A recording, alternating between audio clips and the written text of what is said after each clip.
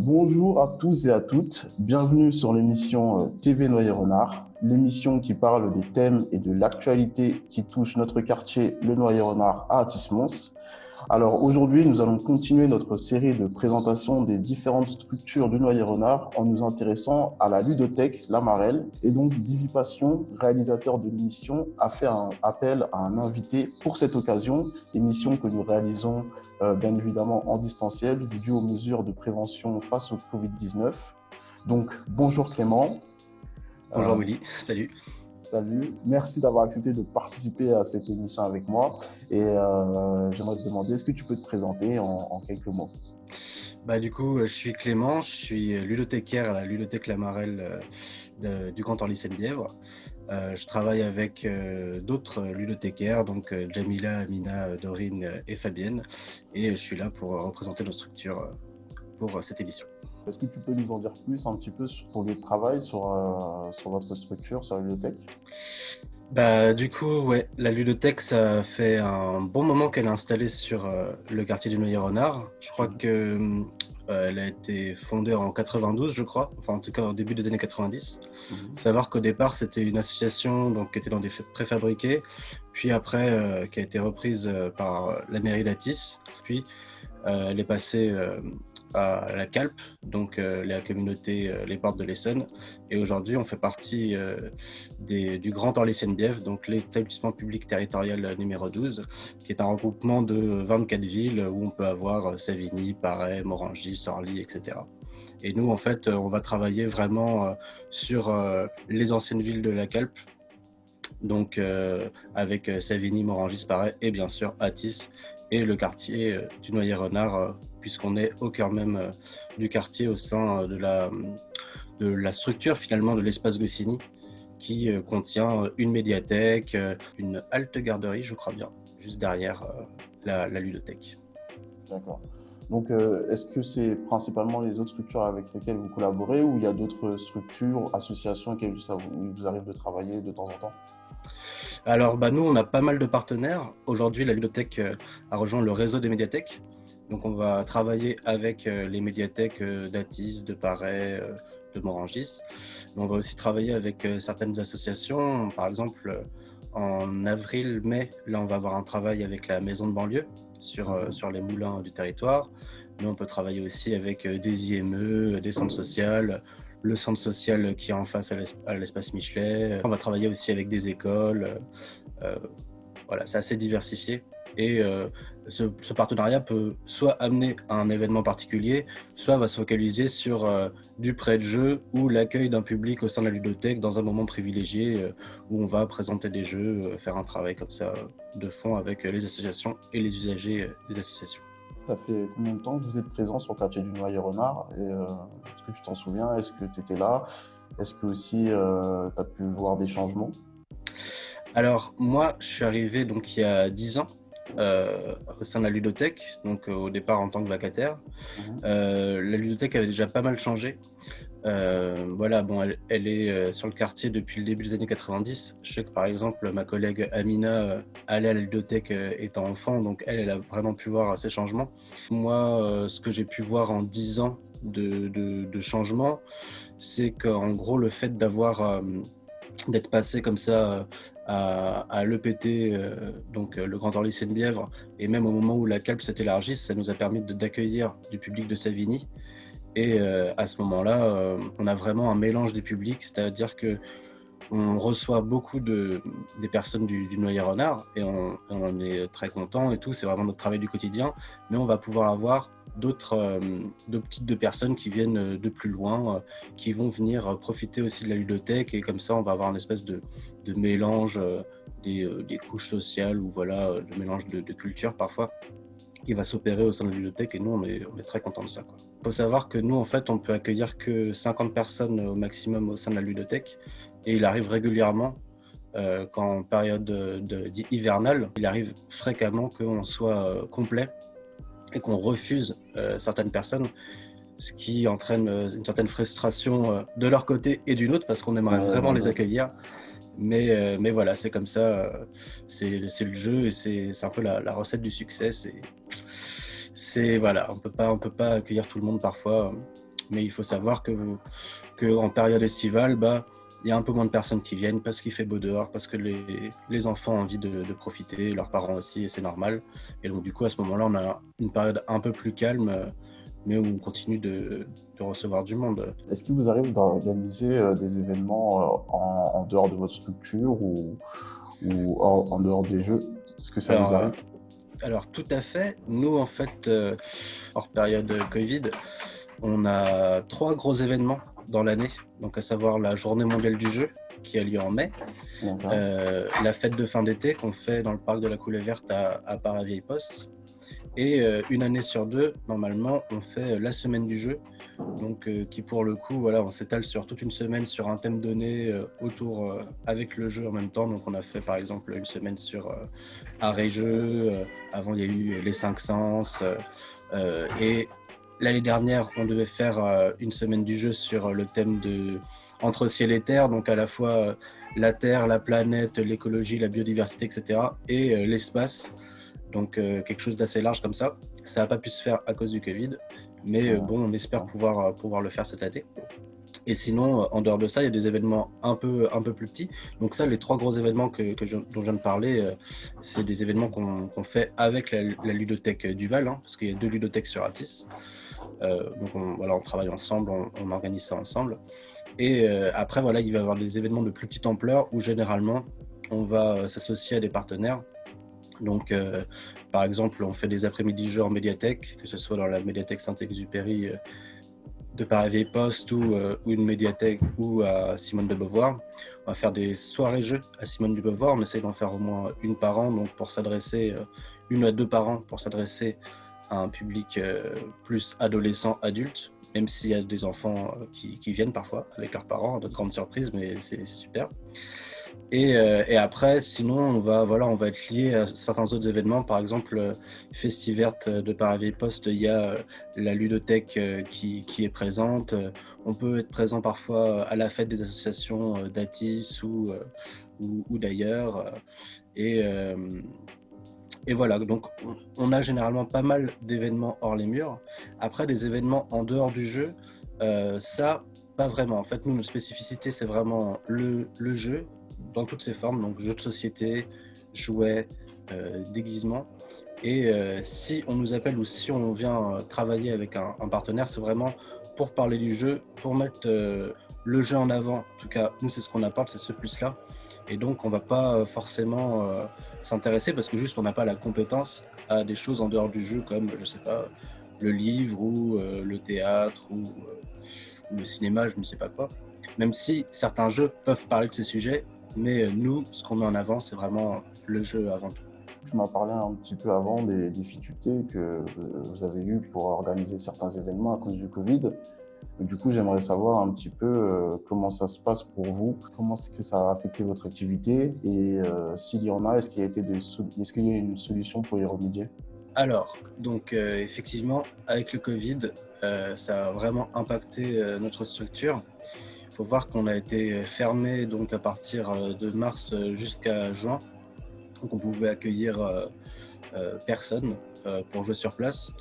Nous, ce qui est vraiment important dans notre structure, c'est vraiment l'accueil du public sur place, le jeu sur place. Il faut savoir qu'on a des espaces dédiés pour tel type de jeu, donc que ce soit des petits jeux de figurines, nous s'amuser voilà, avec le château et ses petits chevaliers, ou des espaces de jeux de société sur table. Et en fait, tout ça, entre mars et juin, n'a pas été possible. On a pu réouvrir pendant les grandes vacances jusqu'en octobre et puis arriver voilà, le deuxième confinement. Et il faut savoir que depuis le deuxième confinement, on n'accueille plus de public sur place. Par contre, les gens, donc tous ceux qui sont inscrits, ils peuvent même venir s'inscrire, hein, euh, peuvent venir emprunter des jeux et rendre les jeux qu'ils ont empruntés. Donc là, voilà, on est dans une logique de prêt où on a permis que sur notre site internet, on puisse réserver des jeux à venir chercher à la ludothèque. Donc normalement sur le site internet vous avez le catalogue de tous nos jeux, tous nos jouets, tous nos déguisements que vous pouvez chercher soit en tapant le nom du jeu, du jouet, soit en cherchant un peu par mots-clés, etc. On essaye aussi, on a fait tout un travail en fait pendant le Covid sur la logique du site, parce que nous au départ c'était quelque chose qui était un peu annexe vis-à-vis de notre fonds, parce que le public ne pouvait pas réserver forcément de jeux. Là, à partir du moment où il peut réserver, on doit vraiment rendre accessible ce fonds-là à ce public. Donc il y a eu tout un travail de fond de fait et qui continue encore pour améliorer tout ça. Et donc voilà, ça a vraiment changé notre façon de travailler. Et on a dû aussi réfléchir à des tâches télétravaillables qu'on puisse faire donc de chez nous. On a réfléchi à tout ce qui est dotation d'équipements, etc.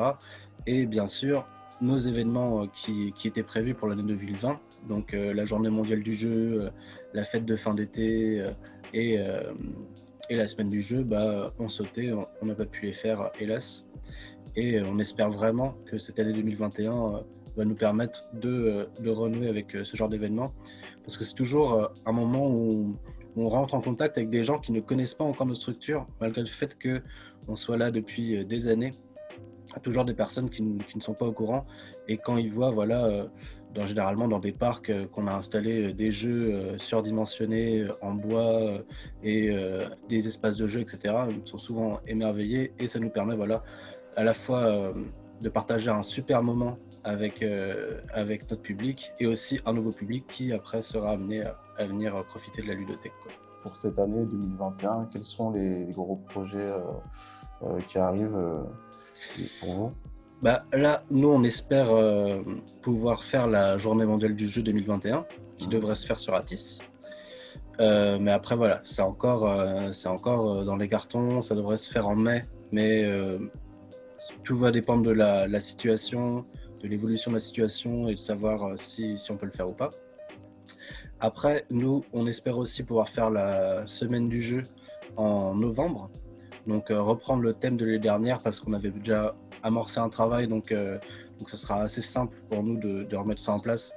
Mais c'est pareil, c'est au niveau de l'évolution de la situation sanitaire. Tout à l'heure, tu as dit que vous aviez un site internet. Comment est-ce qu'on fait pour entrer en contact avec la ludothèque autrement qu'en physique? Est-ce qu'il faut aller sur le site? Est-ce que vous êtes sur les réseaux sociaux? Comment est-ce que ça se passe?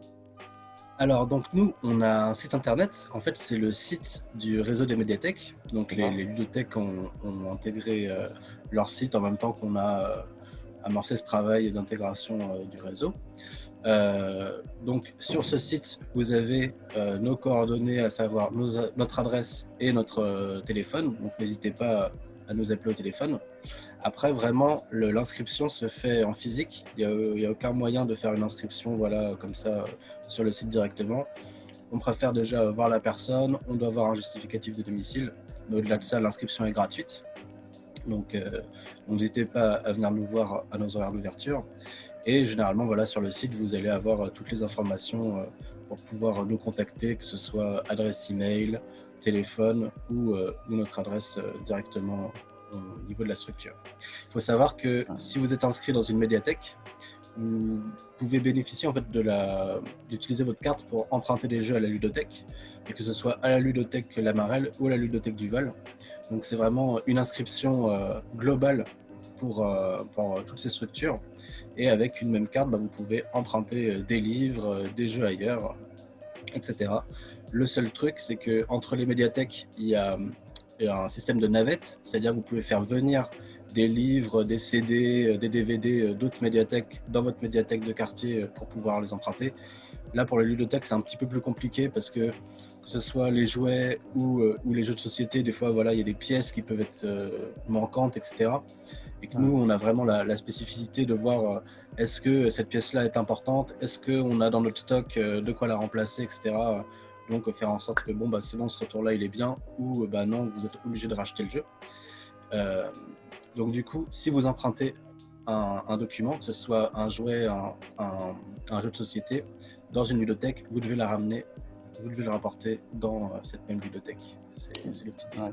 Sinon, tout ça c'est gratuit, les inscriptions sont gratuites, les emprunts sont gratuits, et l'emprunt chez nous dure 2 semaines. Et si jamais vous avez un peu de retard, n'hésitez pas à appeler pour qu'on puisse prolonger le document, afin d'éviter d'avoir des lettres de rappel qui peuvent être un peu sous pression. On arrive déjà à la dernière question. Alors, pendant cette interview, tu as beaucoup parlé de l'importance pour toi et pour vous d'avoir des échanges avec les gens, etc. Est-ce que tu peux nous raconter une expérience, un moment qui t'a marqué en travaillant à la ludothèque? Ça peut être une rencontre autant qu'un moment avec des jeunes, qu'avec une famille ou n'importe quoi. Moi, ce qui me touche, en fait, c'est de voir des enfants, en fait, qui sont là, que j'ai connus étant tout gamin.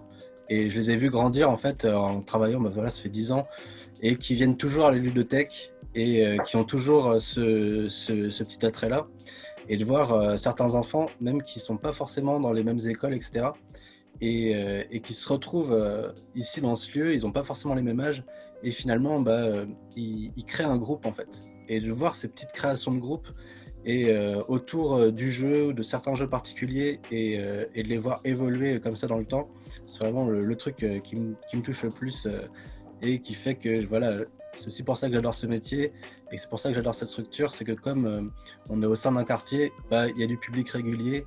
Et on les voit grandir et c'est génial de voir comment ils grandissent avec le jeu et comment au fur et à mesure tu peux leur présenter des nouveautés, des jeux de plus en plus compliqués et de voir à quel point ils kiffent, quoi, c'est tout. Ça c'est vraiment mon petit, le petit sel de mon métier, je dirais. D'accord, très bien. Écoute, merci beaucoup Clément d'avoir participé à cette émission avec moi. Donc une interview très très intéressante. Hein. Merci. Avec une structure qui est notamment de plus en plus importante, hein, vu qu'on ne sait pas comment les choses face au Covid vont se passer. Donc, en tout cas, pour toutes les personnes qui nous regardent, n'hésitez pas à passer à la ludothèque, emprunter des jeux. Alors, j'aimerais rajouter une dernière chose. Nous, on accueille vraiment des tout petits aux adultes, c'est-à-dire qu'on a du matériel aussi bien pour les enfants de moins de 3 ans, les nourrissons, du matériel, des jouets d'éveil, etc., que lorsqu'ils vont grandir, voilà, il y aura toujours des choses pour les intéresser et même des jeux pour jouer par toute la famille, que ce soit une petite fille de 5 ans, un petit garçon de 8 ans ou ses grands-parents. On a vraiment un spectre très large de public qu'on peut toucher et on sera ravis de vous conseiller, de vous accueillir dans notre structure une fois qu'on sera pleinement ouvert. Ok, c'est parfait. Merci d'avoir regardé cette émission. Abonnez-vous à la chaîne TV Noyer Renard et à la chaîne de Divipassion. Et du coup, Clément, on va se quitter. Merci beaucoup. Ah, super. À la prochaine, Willy. Hein. À la prochaine. Et puis, je n'hésiterai pas à regarder les autres vidéos sur les autres structures. Je sais pas, c'est intéressant.